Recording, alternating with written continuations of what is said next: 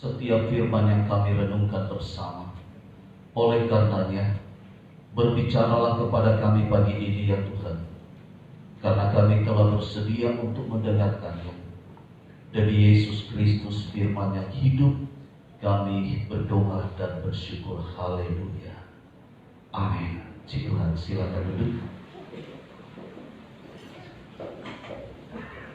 Bapak, Ibu, dan saudara-saudara yang kasih, sekali lagi saya menyampaikan banyak terima kasih kepada Gembala Jemaat dan juga majelis serta seluruh anggota jemaat Tuhan yang telah berkenan untuk memberikan kesempatan kepada saya menyampaikan firman Tuhan dalam ibadah pagi ini.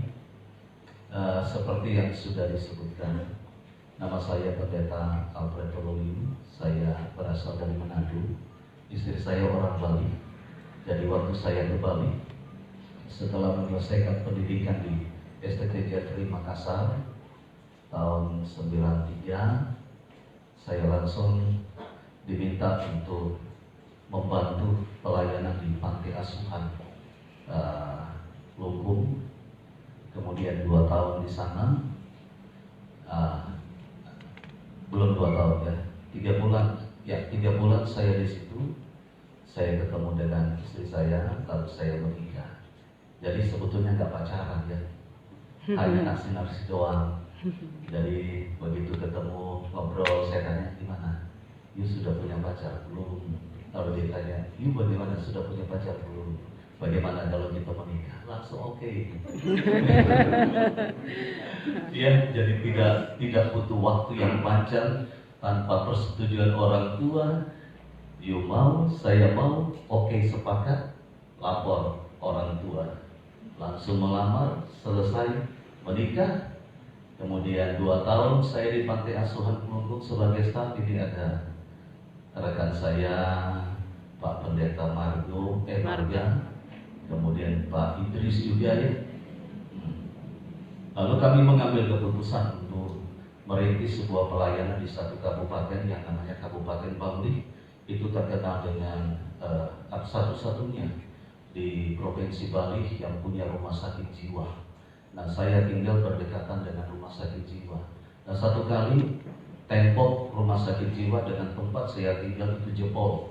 Jadi semua orang yang stres keluar, ada yang tanpa busana, lari begitu cepat, ya seperti kuda liar begitu ya. Nah, kemudian kami merintis pelayanan di Bangli selama 10 tahun, lalu saya dimutasi ke Denpasar, terpilih sebagai ketua daerah selama 10 tahun 2 periode, lalu sesudah itu saya dimutasi ke Ubud sampai saat ini. Ya, sudah masuk 4 tahun.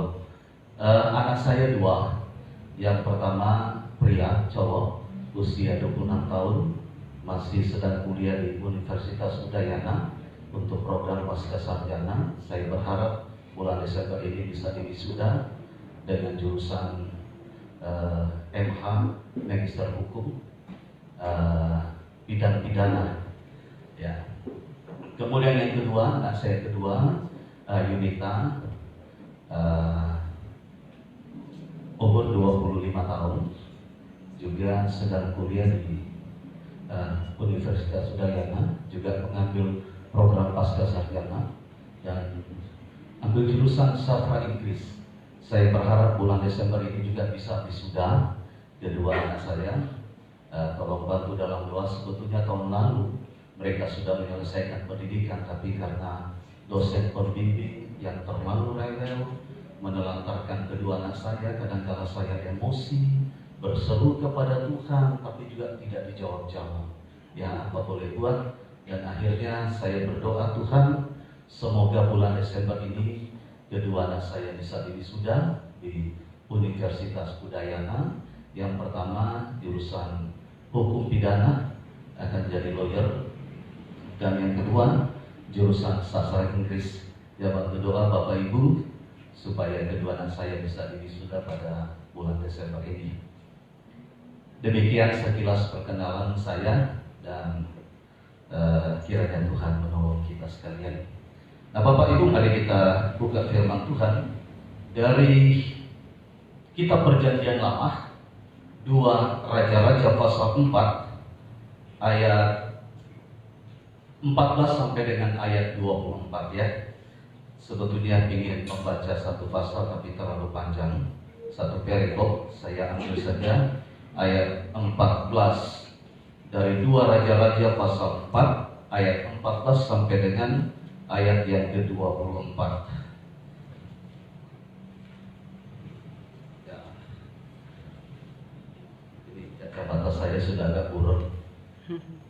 Saya pikir saya bawa Alkitab yang ini kecil karena saya tak menyangka kalau saya dapat tugas di sini.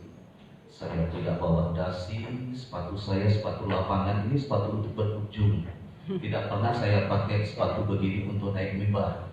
Ya, kemudian tidak bawa dasi, pakaian apa adanya, dasi saya pinjam ke Pak Gembala.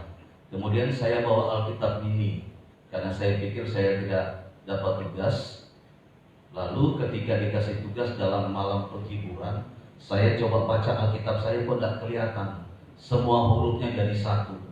Saya pinjam Alkitabnya Pak Pendeta Marga waktu ibadah penghiburan juga masih samar-samar. Saya pinjam punya Pak Gembala juga sama rupanya ya. Jadi saya minta tolong Pak Gembala tolong dibaca, bantu saya untuk membacanya. Dari 2 Raja-Raja pasal 4 ayat 14 sampai dengan ayat 24. Kemudian berkatalah Elisa, apakah yang dapat berbuat baginya? Jawab Gehazi, ia tidak mempunyai anak dan suaminya sudah tua. Lalu berkatalah Elisa, panggillah dia. Dan sesudah dipanggilnya, berdirilah perempuan itu di pintu.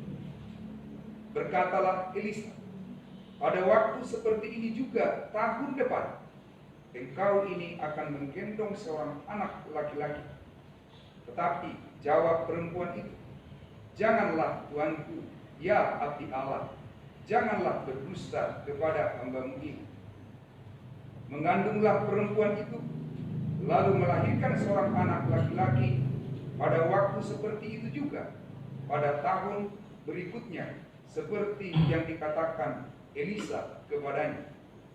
Setelah anak itu menjadi besar, pada suatu hari keluarlah ia mendapatkan ayahnya di antara penyabit-penyabit gandum. Tiba-tiba menjeritlah ia kepada ayahnya, aduh kepalaku, kepalaku. Lalu kata ayahnya kepada seorang bujang, angkatlah dia dan bawa kepada ibunya. Diangkatnyalah dia, dibawanya pulang kepada ibunya. Duduklah dia di pangkuan ibunya sampai tengah hari, tetapi sesudah itu matilah dia. Lalu naiklah perempuan itu, dibaringkannyalah dia di atas tempat tidur abdi Allah itu. Ditutupnyalah pintu dan pergi, sehingga anak itu saja di dalam kamar. Sesudah itu ia memanggil suaminya serta berkata, suruh kepadaku salah seorang bujang dengan membawa seekor keledai betina. Aku mau pergi dengan segera kepada abdi Allah itu dan akan terus pulang. Berkatalah suaminya, mengapakah pada hari ini engkau hendak pergi kepadanya? Padahal sekarang bukan bulan baru dan bukan hari Sabat. Jawab perempuan itu, jangan khawatir. Dipelanainya keledai itu, dan berkatalah ia kepada bujangnya, tuntunlah dan majulah. Jangan tahan-tahan aku dalam perjalanan, kecuali apabila kukatakan kepadamu. Demikianlah perempuan itu berangkat dan pergi kepada abdi Allah di Gunung Karmel. Segera sesudah abdi Allah melihat dia dari jauh, berkatalah ia kepada Gehazi bujangnya, lihat, perempuan Sunem itu datang. Larilah menyongsongnya dan katakanlah kepadanya, selamatkah engkau, selamatkah suamimu, selamatkah anak itu? Jawab perempuan itu, selamat. Iya, cukup Pak Gembala. Ya, terima kasih Bapak Ibu dan saudara yang kasih. Dari beberapa ayat yang sudah dibacakan oleh Bapak Gembala, saya ingin memberikan sebuah tema, kualitas hidup orang beriman. Nah, saudara-saudara, itu tema yang akan kita renungkan pagi ini. Kualitas hidup orang beriman. Berbicara tentang kualitas, itu berarti kita sedang berbicara tentang bobot atau mutu dari sesuatu yang dapat diukur dengan nilai baik dan buruknya. Sesuatu dapat dikatakan berkualitas bila telah melewati sebuah pengujian yang ketat, sehingga melalui pengujian itu menghasilkan sebuah iman yang bermutu, iman yang berkualitas, iman yang tahan banting, iman yang dewasa, iman yang bertumbuh.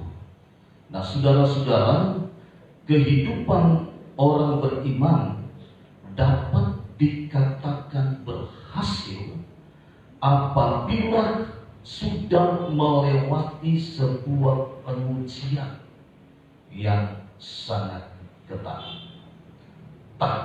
Tanpa melalui sebuah pengujian, maka tidak akan menghasilkan kualitas hidup orang beriman. Nah, itu sebabnya Bapak Ibu, kalau saudara dan saya diperhadapkan dengan sebuah ujian, jangan pernah untuk berkata kepada Tuhan, mengapa? Jangan pernah berkata kepada diri sendiri, mengapa tidak mau? Jangan pernah untuk bertanya kepada orang lain, mengapa begini dan mengapa begitu. Ketika Tuhan mengizinkan sesuatu menimpa saudara dan saya, apapun bentuknya, itu diizinkan oleh Tuhan dengan sebuah catatan untuk menghasilkan sebuah kehidupan yang berkualitas. Saudara-saudara yang kekasih di dalam Tuhan, dari ayat-ayat yang sudah kita baca, pagi ini kita melihat bahwa sesungguhnya wanita Sunem yang dibacakan oleh Bapak Gembala tadi telah melewati sebuah proses yang luar biasa. Saya ingin bertanya kepada Bapak Ibu yang sudah berkeluarga, kira-kira apa yang terlintas dalam pikiran dan hati Bapak Ibu ketika pertama kali berumah tangga? Apa yang diinginkan? Ada yang bisa jawab? Apa yang Bapak Ibu inginkan ketika memasuki sebuah rumah tangga? Apa kira-kira yang terlintas dalam hati dan pikiran pada waktu memasuki sebuah rumah tangga? Ada? Atau apa kira-kira yang diinginkan, yang direncanakan ketika Bapak Ibu memasuki sebuah rumah tangga yang baru? Memiliki keturunan. Memiliki keturunan. Ada yang lain? Saya pikir kita sepakat semua ya. Memiliki keturunan. Wanita Sunem ini, saudara, sekian lama menikah, tidak punya anak. Saya teringat satu ketika malam Natal 2 tahun lalu, seorang bapak dengan ibu datang menghampiri saya dan berkata, Pak Pendeta, kami sudah lama menikah, tapi kami tidak punya anak. Lalu saya tanya, apa yang Bapak Ibu inginkan? Tolong doakan saya. Saya bawa mereka ke gereja, dua-dua orang Chinese, satu suami dari Ambon, kemudian istri dari Bandung. Saya bawa mereka ke dalam, saya suruh mereka duduk suami istri. Saya bilang, kalian berpegangan tangan, Pak Gembala berdoa. Lalu saya mohon izin, saya menumpangkan tangan di atas perut istri itu. Lalu saya berdoa, dan oleh anugerah Tuhan, selesai berdoa,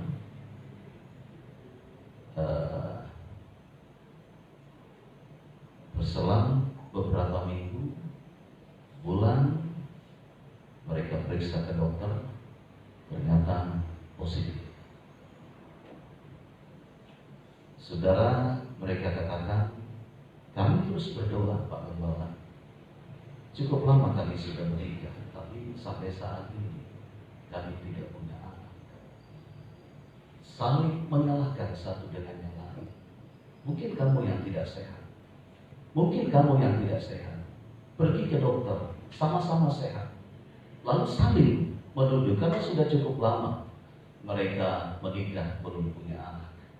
Dan oleh pertolongan Tuhan, oleh anugerah Tuhan, oleh kemurahan Tuhan, selesai berdoa, mereka punya anak, dan saat ini sudah berumur 1 tahun. Ya.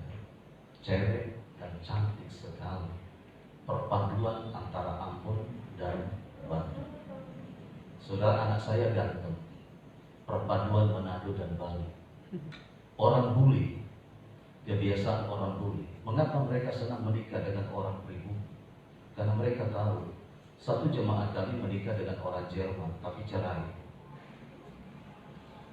Lalu dia bilang kepada saya, Pak, saya akan menuntut sampai ke pengadilan supaya anak ini jadi anak saya, dan saya akan bawa ke Jerman. Tapi setelah melewati proses pengadilan, rupanya yang memenangkan di pengadilan adalah ibunya yang punya hak asuh. Semua teman-temannya berkata bahwa ketika terjadi kawin campur, maka anak yang lahir itu cerdas, pandai. Dan memang saya lihat rata-rata orang bule yang menikah dengan orang pribumi atau orang Indonesia memiliki keturunan yang cerdas. Yaitu sebabnya anak selalu jadi rebutan. Nah, saudara yang kekasih, kita tidak bisa membayangkan betapa wanita Sunan ini memiliki sebuah pergumulan yang begitu berat. Suami sudah mulai tua, dan harapan untuk punya keturunan sama sekali tidak ada. Sama sekali. Sudah berdoa dan berdoa, toh tidak punya anak. Nah, sekali kelak Nabi Elisa ketika melewati rumah wanita ini, lalu wanita ini selalu menyambut dia dengan hidangan. Bukan hanya sekali, tapi berkali-kali. Lalu wanita ini mengambil keputusan bersama suami untuk membuatkan sebuah kamar. Lalu ketika kamar itu jadi, kamar itu diberikan khusus bagi Nabi Elisa setiap kali dia melewati rumah wanita suami. Nah, saudara, kemudian didoakan oleh hamba Tuhan dan punya anak. Saudara, anak yang didambakan, anak yang dinanti-nantikan sekian puluh tahun berdoa, sekian lama mereka bergumul, ketika hamba Tuhan mendoakan dan punya anak. Tetapi ketika dia beranjak besar, ternyata anak itu sakit dan meninggal. Saudara, ibu siapa yang tidak akan merasa pedih ketika anak yang didambakan pada akhirnya dipanggil Tuhan? Ketika memasuki pernikahan, melewati sebuah pergumulan yang berat, ketika apa yang mereka harapkan Tuhan penuhi, ternyata yang terjadi di luar pikiran mereka, anak itu meninggal. Saudara yang kekasih, ibu siapa yang tidak akan menangis ketika anak yang didambakan pada akhirnya meninggal? Ini melewati sebuah proses dan perjuangan yang cukup berat yang harus dilalui oleh seorang ibu. dengan tangisan, dengan jeritan hati, dan akhirnya dia putuskan untuk menjumpai Nabi Elisa. Dan yang terjadi, anak itu hidup kembali. Saudara-saudara, di tengah-tengah kesulitan, wanita dibentuk oleh Tuhan melewati sebuah pergumulan yang sangat berat, melewati sebuah perjuangan yang sangat berat. Tujuan Tuhan untuk mengizinkan berbagai masalah dan kesulitan menimpa dia adalah semata-mata ingin menghasilkan sebuah kehidupan yang berkualitas. Kehidupan yang berkualitas adalah kehidupan yang tidak akan pernah menyalahkan Tuhan. Saudara lihat dalam perjalanan kehidupan wanita ini, ketika dia punya anak, ketika anaknya meninggal, tidak pernah untuk menyalahkan Tuhan. Ketika ujian itu berat, datang silih berganti, dia tidak pernah menyalahkan suami. Tetapi dia menjalani semua itu dengan sebuah harapan bahwa kalau saat ini Tuhan tolong dia, besok pasti Tuhan akan tolong, lusa pasti Tuhan akan tolong, dan selamanya pasti Tuhan akan menolong. Oleh karena itu Bapak Ibu dan saudara-saudara sekalian, pagi ini kita akan belajar apakah tanda, apakah ciri-ciri seorang Kristen memiliki kualitas iman yang baik. Ada 3 hal yang akan kita bicarakan pagi ini.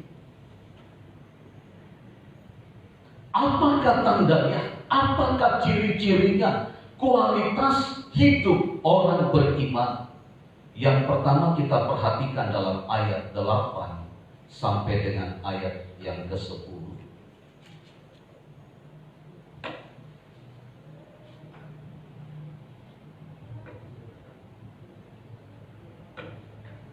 Dikatakan demikian, pada suatu hari Elisa pergi ke sana. Di sana tinggal seorang perempuan kaya yang mengundang dia makan.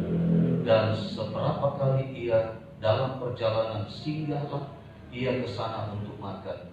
Berkatalah perempuan itu kepada suaminya, sesungguhnya aku sudah tahu bahwa orang yang selalu datang kepada kita itu adalah abdi Allah yang kudus. Baiklah kita membuat sebuah kamar atas yang kecil yang berdinding batu, dan baiklah kita menaruh di sana baginya sebuah tempat tidur, sebuah meja, sebuah kursi, dan sebuah kandil. Maka apabila ia datang kepada kita, ia boleh masuk ke sana. Saudara, yang pertama, salah satu tanda atau ciri kualitas hidup orang beriman adalah murah hati. Ini salah satu ciri, ini salah satu tanda kualitas hidup orang beriman adalah murah hati. Kata murah hati dalam Kamus Besar Bahasa Indonesia memberikan beberapa pengertian. Yang pertama, suka memberi. Yang kedua, tidak pelit. Yang ketiga, penyayang dan pengasih. Yang keempat, suka menolong. Yang kelima, baik hati. Jadi orang yang murah hati adalah orang yang suka memberi. Orang yang murah hati adalah orang yang tidak pelit. Orang yang murah hati adalah orang yang penyayang dan pengasih. Orang yang murah hati adalah orang yang suka menolong. Orang yang murah hati adalah orang yang suka, orang yang baik hati. Nah, saudara-saudara yang kekasih, apa yang kita baca dari 3 ayat tadi? Bagaimana sikap atau kualitas hidup seorang wanita sungguh? Itu ditandai dengan kemurahan hati, suka memberi. suka menolong, baik hati, tidak pelit, tidak mementingkan diri sendiri, tetapi selalu berpikir untuk orang lain, mengedepankan keinginan orang lain daripada kepentingan diri sendiri. Saudara-saudara, kita sudah banyak mendengar sosok Papa kita yang tercinta. Saya menyaksikan mulai dari tiba di tempat ini almarhum sampai ibadah penghiburan pertama, kedua, sampai pada pemakaman. Saya waktu pergi ke pemakaman naik di bus, jadi saya bisa lihat betapa banyaknya kendaraan yang mengiringi almarhum ke tempat peristirahatan yang terakhir. Dari sana kita bisa mengukur bahwa sosok almarhum bukanlah sosok yang selalu hidup untuk diri sendiri. Dari cerita-cerita baik yang saya dengar dari jemaat maupun masyarakat, beliau tidak hanya hidup untuk gereja dan di lingkungan gereja, di lingkungan kekristenan, tetapi juga melirik orang lain yang tidak seiman. Dan banyak masyarakat yang datang dengan menggunakan jilbab, dengan menggunakan rok. Dari sana kita bisa mengukur kebaikan hati seseorang. Seandainya almarhum hidup untuk diri sendiri, mungkin orang yang mengiringi sampai ke peristirahatan yang terakhir mungkin hanya bisa dihibur dengan jahat. Tetapi yang kita saksikan begitu luar biasa. Rekan-rekan hamba Tuhan di tempat ini juga bisa menyaksikan kemurahan hati dari sosok almarhum yang begitu peduli terhadap orang lain, yang terkadang tidak lagi memikirkan diri sendiri, tetapi menempatkan kepentingan orang lain di atas kepentingan diri sendiri. Apa yang kita lihat dengan wanita Sunam? Dia berusaha untuk memenuhi kebutuhan Nabi Elisa. Bukan hanya soal makan dan minum, tetapi juga tempat peristirahatan dibuatkan secara khusus. Perhatian terhadap seorang hamba Tuhan memberikan sebuah catatan penting bahwa betapa wanita Sunam ini memiliki kehidupan iman yang terpuji. Tidak semua orang memiliki hati seperti almarhum yang rela berkorban untuk kepentingan orang lain, yang selalu menabur dan menabur dan menabur tanpa merasa lelah, yang selalu berjuang bukan untuk kemajuan, tetapi untuk kemajuan pekerjaan Tuhan. Bukan hanya di NTB, sampai ke Bali, sampai ke NTT, bahkan ke provinsi-provinsi yang lain. Saudara, saya percaya bahwa apa yang dilakukan oleh almarhum itu memberikan dampak yang besar terhadap perkembangan pekerjaan Tuhan, terhadap pertumbuhan iman orang percaya. Tidak bisa dihitung, tidak bisa diukur berapa banyak yang beliau telah korbankan untuk kemajuan pekerjaan Tuhan. Berapa banyak hamba-hamba Tuhan yang telah diberkati oleh Tuhan melalui persembahan beliau. Dan saya percaya ini tidak lepas dari kontribusi anak-anak dan mantu yang sehati sepikir dalam mengembangkan pekerjaan. Almarhum tidak tega untuk melihat hamba-hamba Tuhan yang hidup dalam kekurangan. Saudara, jujur saya katakan ini barang langka untuk kita jumpai di era saat ini. Orang kebanyakan mencari hidup untuk diri sendiri, berjuang untuk diri sendiri, bekerja keras untuk diri sendiri, memajukan usaha untuk diri sendiri.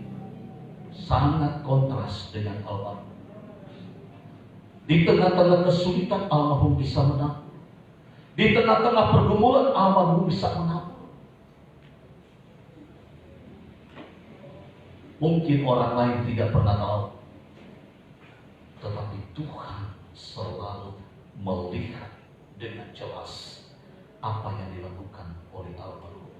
Saudara-saudara, dalam Injil Matius pasal 5 ayat 7 berkata, berbahagialah orang yang murah hati, karena mereka akan memperoleh kemurahan. Seorang tokoh reformator gereja berkata, jika kita tidak memiliki belas kasihan kepada orang lain, maka sesungguhnya kita sendiri tidak menyadari kemurahan Allah dalam hidup kita. Jika kita menyadari kemurahan Allah yang berlimpah-limpah dalam hidup kita, maka kita akan peduli dengan orang lain. Sampai seberapa jauh kita peduli terhadap orang lain. Teladan yang ditinggalkan oleh almarhum bukan semata-mata hanya untuk anak cucu dan mantu, tetapi untuk kita semua.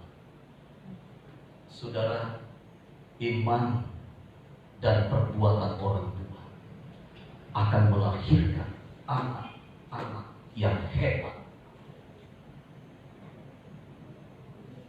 Iman dan perbuatan orang tua di hadapan Allah akan menghasilkan anak-anak yang diberkati oleh Tuhan. Itu sebabnya ada pepatah berkata bahwa buah jatuh tidak jauh dari pohon. Ketika orang tua bisa melirik kebutuhan orang lain, ketika orang tua tidak pernah berhenti untuk menanggung, tidak pernah berhenti untuk menolong, tidak pernah berhenti untuk menjadi saluran berkat, maka anak cucunya pun akan menuai apa yang ditabur oleh orang tua. Orang yang menabur dengan perlinangan air mata akan pulang dengan sorak-sorai. Itu janji Tuhan. Yang kedua, ayat 11 sampai dengan ayat 13. Apakah tandanya atau ciri kualitas hidup orang beriman? Yang kedua dalam ayat 11 sampai dengan ayat 13. Mungkin Pak Pendeta Arya bisa bantu saya. Pada suatu hari, datanglah ia ke sana, lalu masuklah ia ke kamar atas itu dan tidur di situ. Kemudian berkatalah ia kepada Gehasi, bujangnya, panggillah perempuan Sunem itu. Lalu dipanggilnyalah perempuan itu dan dia berdiri di depan Gehasi. Elisa setelah berkata kepada Gehasi, cobalah katakan kepadanya, sesungguhnya engkau telah sangat bersusah seperti ini untuk kami. Apakah yang dapat kuperbuat bagimu? Adakah yang dapat kubicarakan tentang engkau kepada raja atau kepada tentara? Jawab perempuan itu, aku ini tinggal di tengah-tengah kaumku. Yang kedua, tanda atau ciri kualitas hidup orang beriman adalah hati yang bersyukur. Dia tidak saja memiliki kemurahan hati, tetapi juga hati yang bersyukur. Saudara bisa bayangkan, ini dampak dari pemberian pelayanan seorang wanita Sunem kepada Nabi Elisa. Nabi Elisa menawarkan jasa. Apa yang dapat aku perbuat sebagai imbalan atas kebaikan, atas pelayanan, atas pengorbanan? Nabi Elisa punya akses ke raja, ke istana, punya akses ke segala tempat. Dia dihormati, dia disegani sebagai seorang abdi Allah.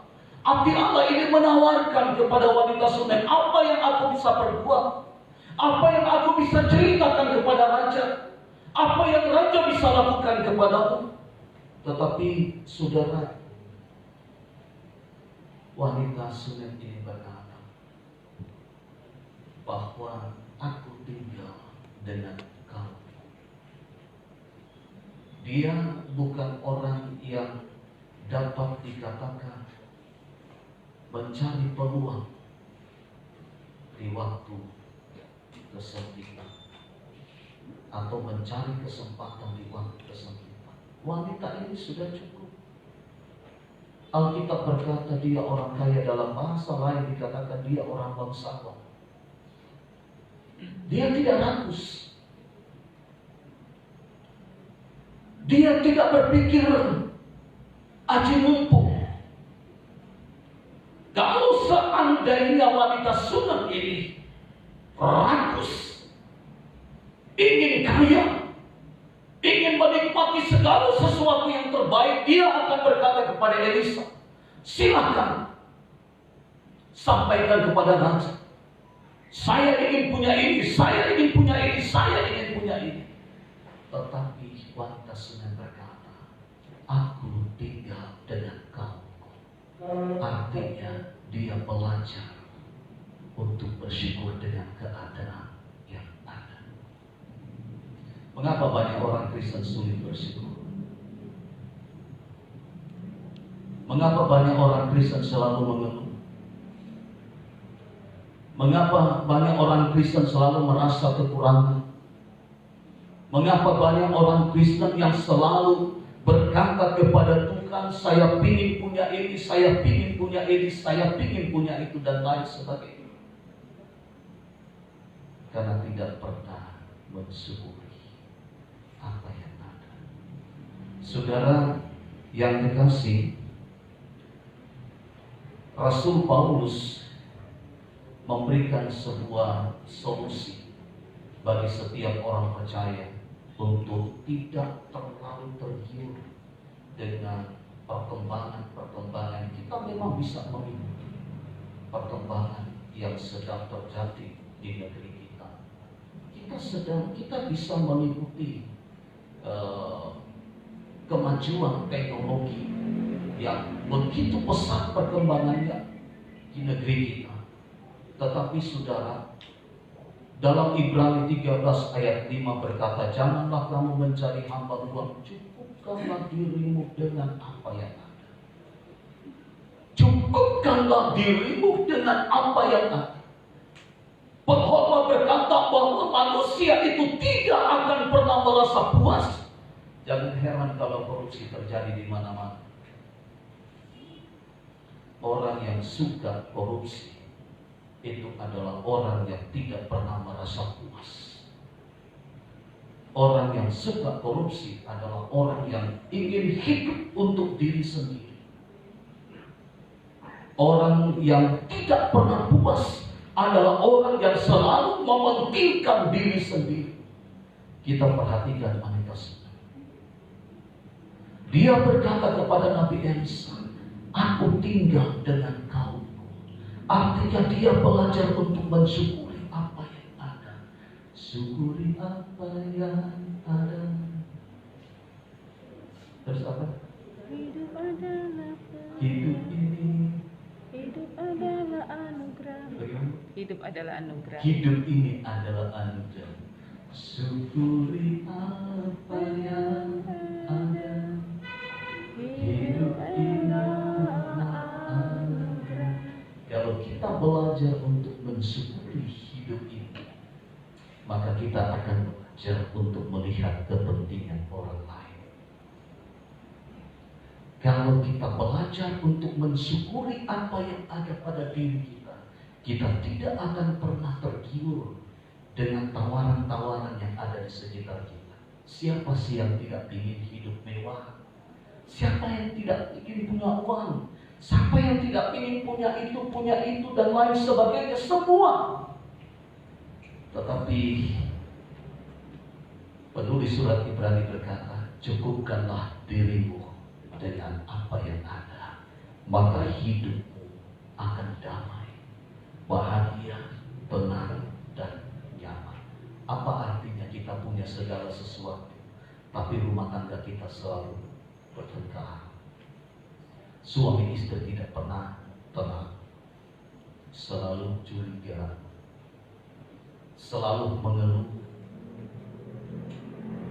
Kurang inilah, kurang itulah, tidak pernah bersyukur. Belajar untuk bersyukur.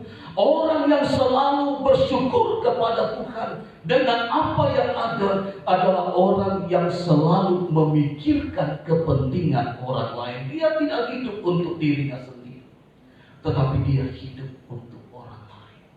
Belajar bersyukur dalam segala perkara. Ya, seringkali kita tidak pernah merasa cukup karena kita sering tidak bersyukur. Makanya kita menjadi orang yang pelit. Kalau kita tidak pernah bersyukur dengan apa yang ada, apa yang Tuhan beri bagi kita, maka kita akan menjadi orang yang paling pelit, paling kikir. Nah, firman Tuhan berkata, orang pelit, orang kikir tidak akan mendapat bagian dalam kerajaan Allah. Saya senang karena perkembangan pekerjaan Tuhan di sini luar biasa, pembangunan. Saya tanya sama Pak Gembala, apalagi program selanjutnya, ya tahun depan ini akan dibangun, luar biasa. Dukunglah pekerjaan Tuhan di tempat ini. Belajarlah kepada sosok almarhum yang telah mendahului kita, selalu memikirkan kepentingan pekerjaan Tuhan. Dia tidak pelit, suka memberi, suka membantu, suka menolong. Teladan ini yang harus kita ikuti. Siapapun saudara, ini bukan hanya untuk anak, mantu, dan cucu, tapi untuk kita semua. Sehingga pada waktu kita dipanggil oleh Tuhan, bukan kita sendiri yang menyaksikan apa yang telah kita buat, tapi orang lain akan menceritakan apa yang pernah kita buat. Saudara dengar kesaksian dari hamba-hamba Tuhan begitu luar biasa. Almarhum tidak pernah menceritakan saya bantu ini, saya bantu ini. Waktu saya menyaksikan di Bali, saya berkata, beliau bantu gereja ini, beliau bantu gereja ini. Beliau tidak berkata kepada orang lain, saya membangun gereja ini, saya memberikan alat musik ini, dan lain sebagainya. Saya merenovasi gereja ini, dan lain sebagainya. Tidak. Tetapi orang lain yang menceritakan apa yang telah ia buat.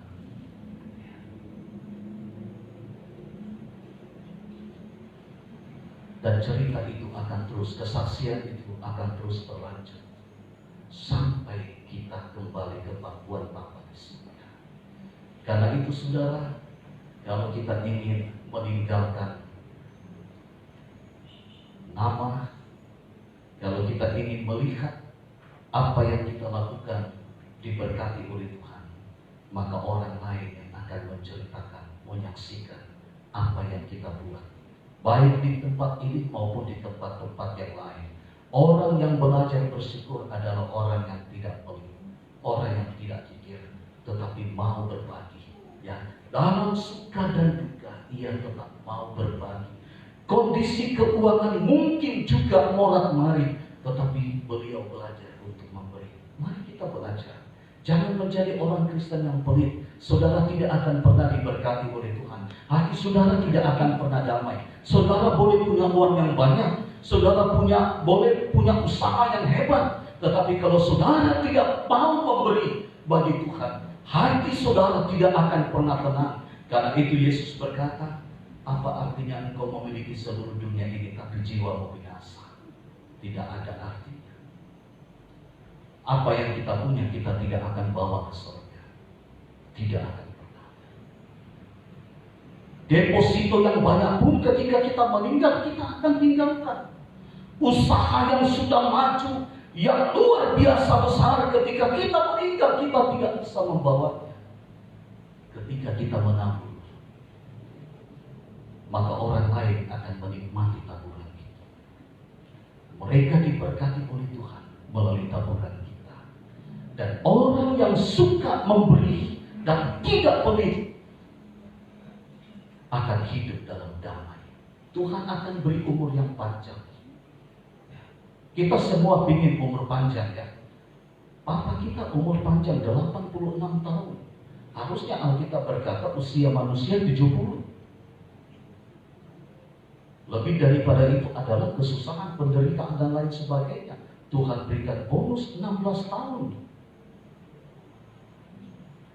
Sepanjang 86 tahun beliau menikmati hidup bersama dengan Tuhan.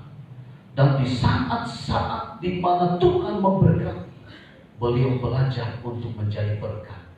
Nah, saudara bayangkan kalau Tuhan memberkati kita dengan berlimpah, maka kita tidak akan pernah kuat untuk menahannya.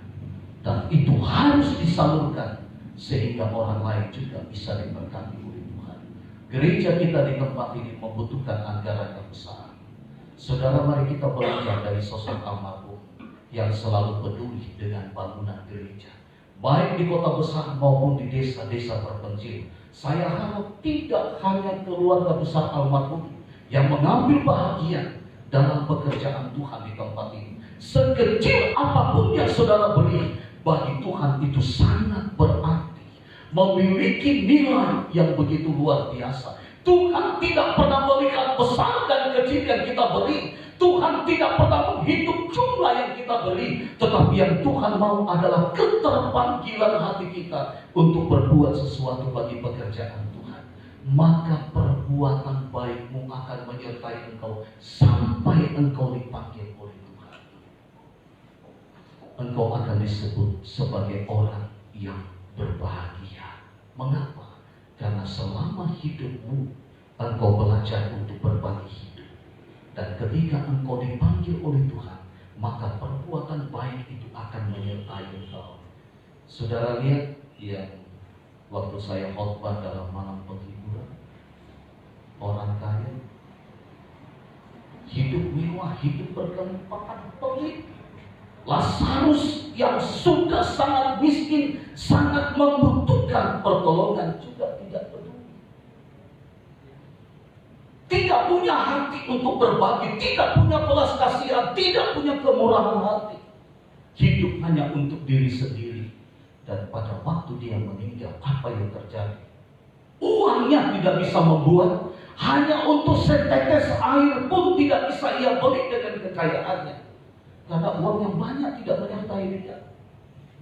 Dia tidak bawa uang yang banyak, kekayaan yang banyak dia tidak bawa. Ketika Tuhan panggil dia, apa yang dia alami?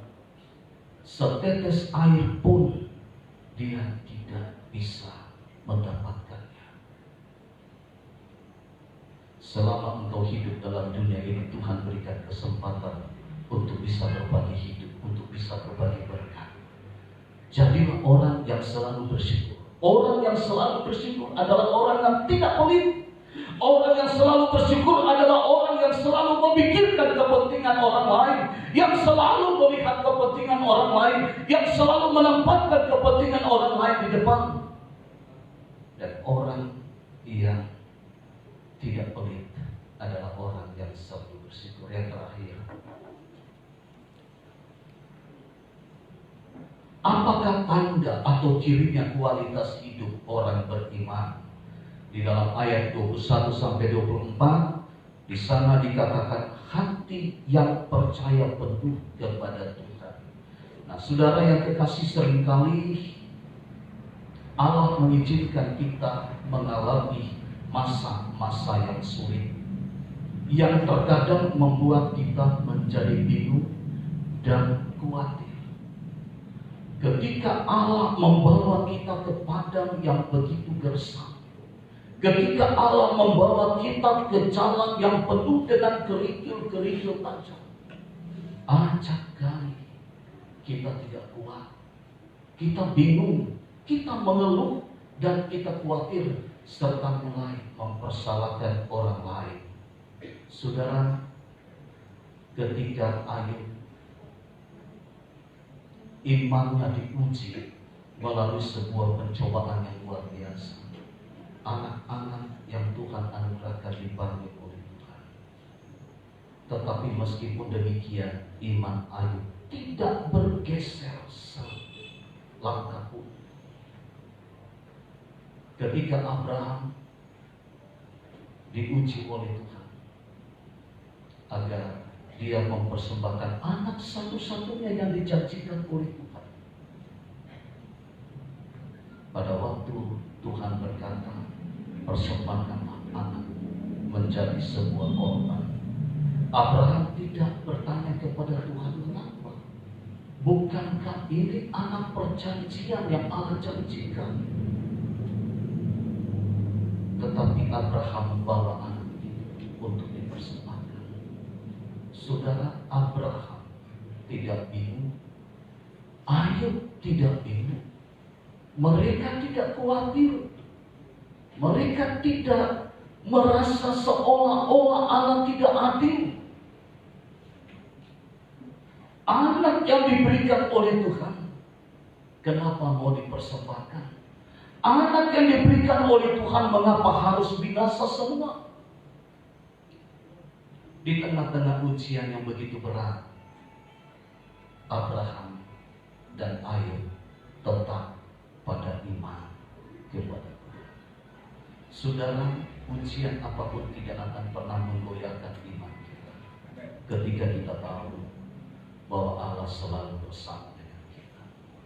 Ujian apapun yang Allah izinkan untuk kita boleh alami, baik rumah tangga maupun dalam usaha kita, tidak akan membuat iman kita menjadi goyah, karena kita tahu bahwa Allah selalu bersama dengan kita. Saudara, kalau kita perhatikan bagaimana Allah menyatakan kasih karunia kepada mereka yang percaya kepada Allah. Wanita Sunam ini anaknya meninggal, dan ketika anaknya meninggal, ia menjumpai Nabi Elisa, dan yang terjadi, anak itu hidup kembali. Ia menjadi wanita yang hebat. Mengapa? Karena ia memiliki kepercayaan yang luar biasa kepada Tuhan.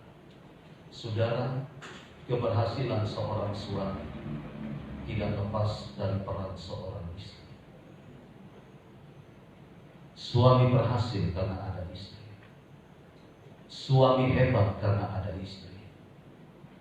Suami sukses karena ada istri.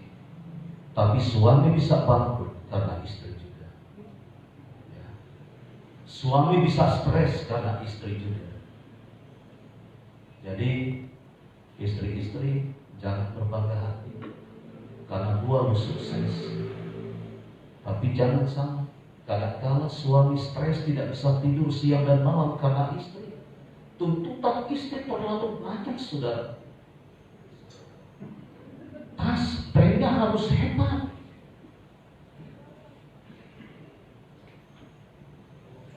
Shopping tiap hari. Suami siapa yang tidak stres? Tidak sedikit uang dalam satu bulan tidak bisa dihitung jumlahnya.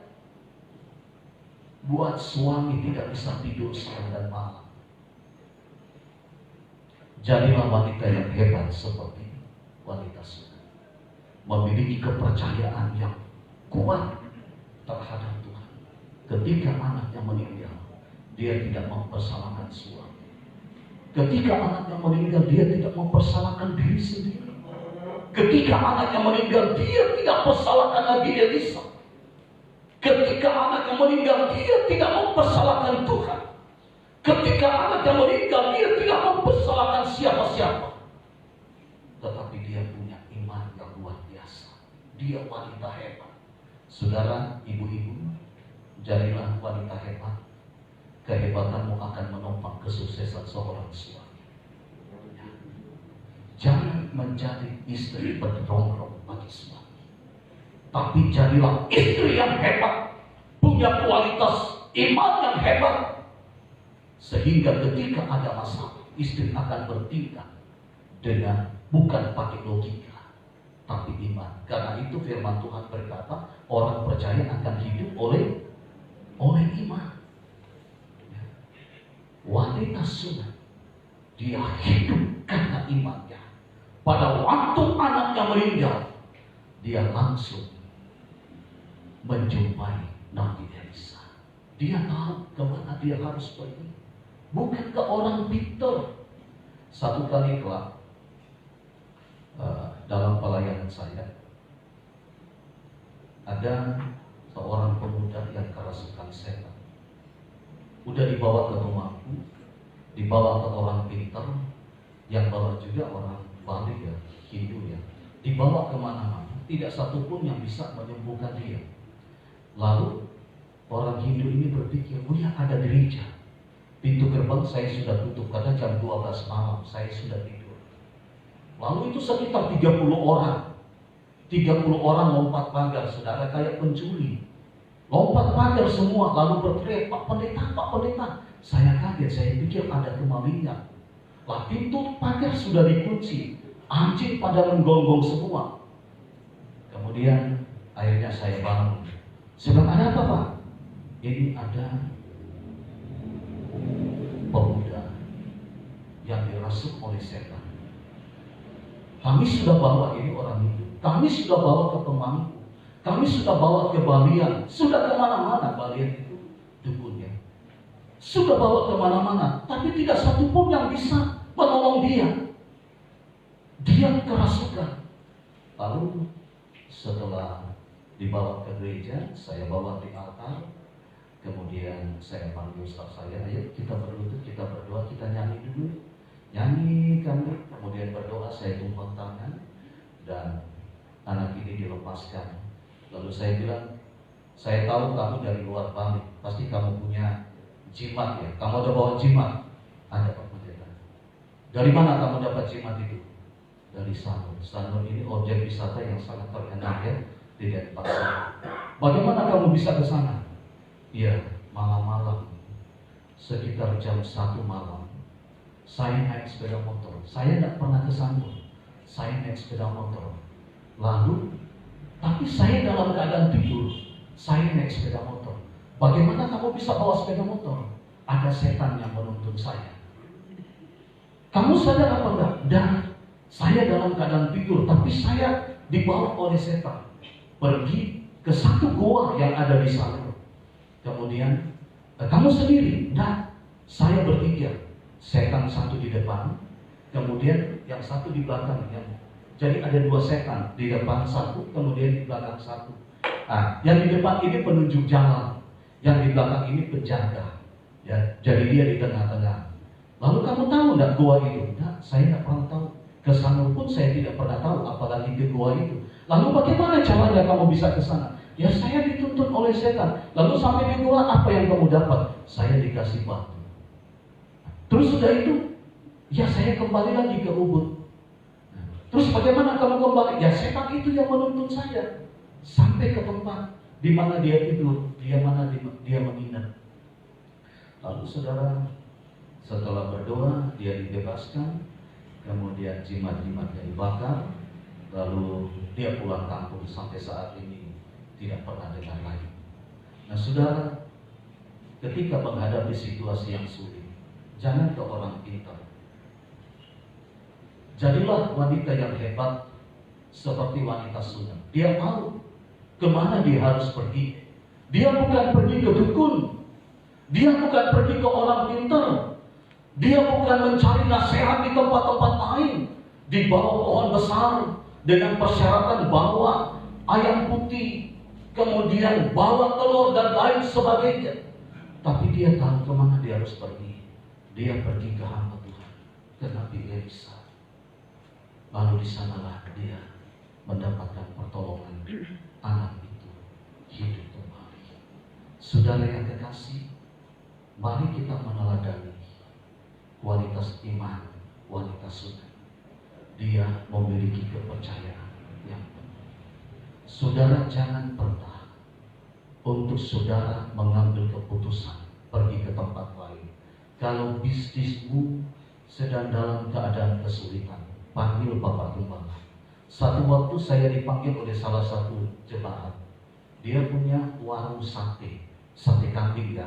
Tapi sate kambing yang jemaat saya itu tidak seperti sate kambing yang saya makan kemarin di sini. Wah, enak sekali. Saya sudah tidak pikir lagi kolesterol ya. Saya pikir ini yang kedua kali. Yang pertama kebetulan Coach Chandra dapat kiriman dari Bima. Lalu saya makan di sana di rumahnya Coach Chandra. Dia bilang ini makanan yang paling enak. Gulai kambing dan sate kambing memang enak sekali. Lalu di sini yang kedua, makan kemarin itu ya, enak sekali. Dan saya punya jemaat ini. Lalu memang kalau orang bisnis ini kan persaingannya itu tidak sehat. Ada yang menggunakan black magic. Nah, jemaat saya ini buka warung sate. Dia punya pelanggan banyak, pelanggannya banyak. Lalu tiba-tiba suatu hari pelanggannya lari semua ke warung Banyuwangi yang ada di depannya. Bingung dia, loh, kenapa saya punya pelanggan semua makan ke sana? Padahal warung saya buka. Lalu 2 hari berjalan sama, tidak ada satupun yang datang makan di sana. 3 hari pun demikian, sampai 1 minggu.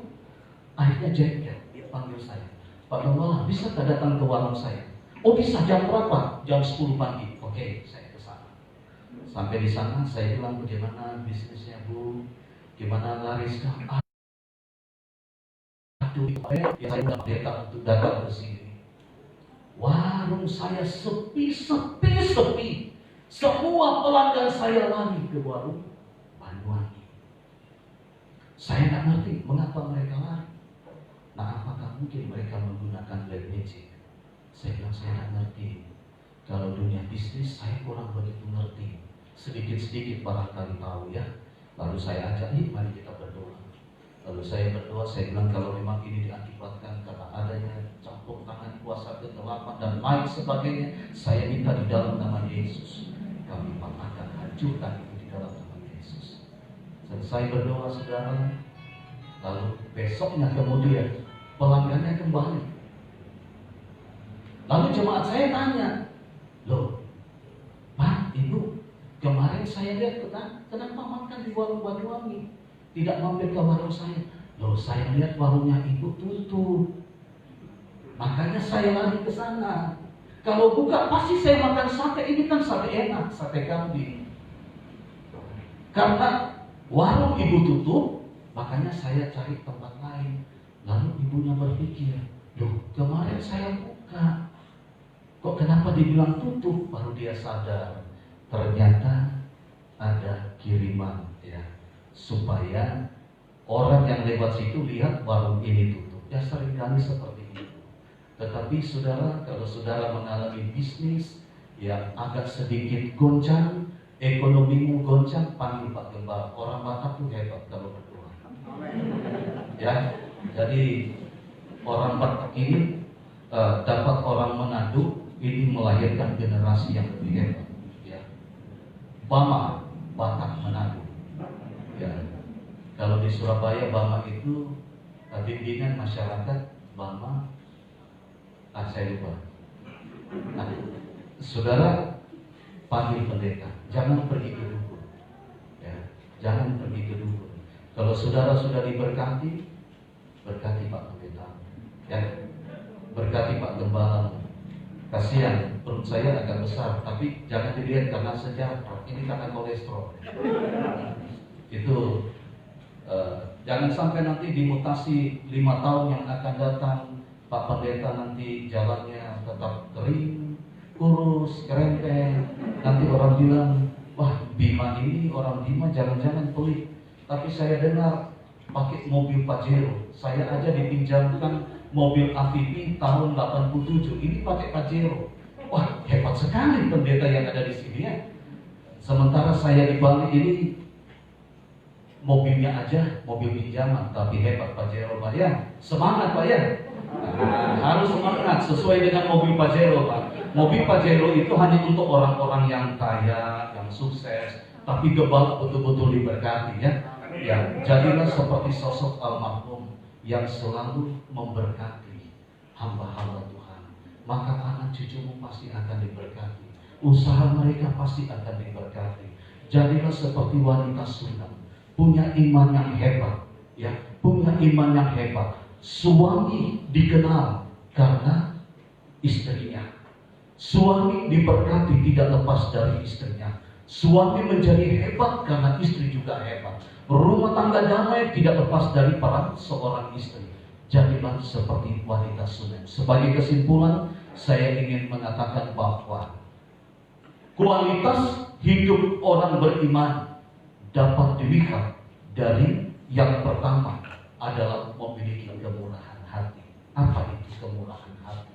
Suka memberi, tidak pelit, penyayang dan pengasih, suka menolong dan baik hati. Jadilah jemaat GKI Bima yang suka memberi, tidak pelit, penyayang dan pengasih, suka menolong dan baik hati. Amin. Waktu saya mau ke sini Bapak Ibu, saya memang ada keinginan mau ke sini. Saya koordinasi dengan istri saya, Mi, bisakah Papi ke Bima menemani jenazah? Papi tidak tahu ya, ini tanggal berapa? Oh iya, sadar saya. Jadi saya datang pada hari yang kedua, Ko David dan pas di depan saya bilang, Pak Alfred, ini yang terakhir kali lu lihat Papa. Ikut yang ke Bima. Awalnya saya pura-pura bilang, enggak kok. Loh, ini yang terakhir kali lu Pak Alfred lihat Papa. Wah, berpikir lagi, tiket pulang pergi, akomodasi dan lain sebagainya, minta KTP. Wah, cepat, tanpa pikir panjang, saya ambil KTP. Ini kok KTP, langsung dipoto. Kemudian sebentar lagi ada rapid test. Wah, berarti positif, saya dapat ya. Puji Tuhan. Jadilah orang yang baik hati. Kalau kita baik hati, kita akan melahirkan generasi yang baik hati. Ya. Yang kedua, tidak hanya memiliki kemurahan hati, tetapi juga hati yang bersyukur dalam segala keadaan. Kemudian yang ketiga, hati yang percaya penuh kepada Tuhan. Milikilah iman, kualitas iman seperti wanita Sunam, maka engkau tidak akan pernah kecewa. Tuhan pasti akan menyertai dan memberkatimu. Puji Tuhan.